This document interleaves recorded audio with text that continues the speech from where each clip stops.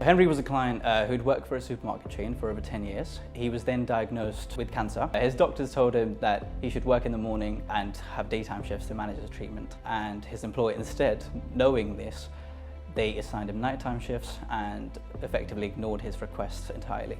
And on top of that, they also dismissed him without any sort of process. This means he had essentially lost his job after disclosing his cancer diagnosis to his employer. So he needed our help because he knew that his matter was unfair, he was dismissed unfairly, but he just had nowhere to turn. When Henry came to us, we listened to his case. And then once listening, we realized that there were a lot of failures made by the employer.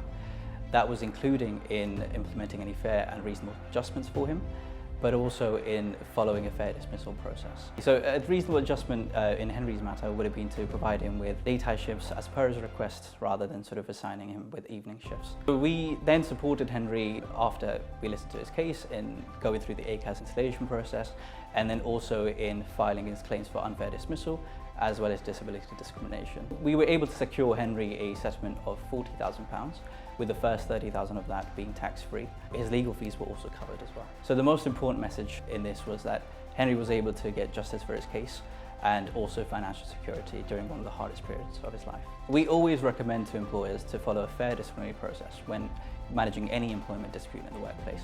But also when it comes to employees, we do always advise to seek legal advice in any employment dispute situation, as well as any discriminatory matters that you're experiencing in the workplace.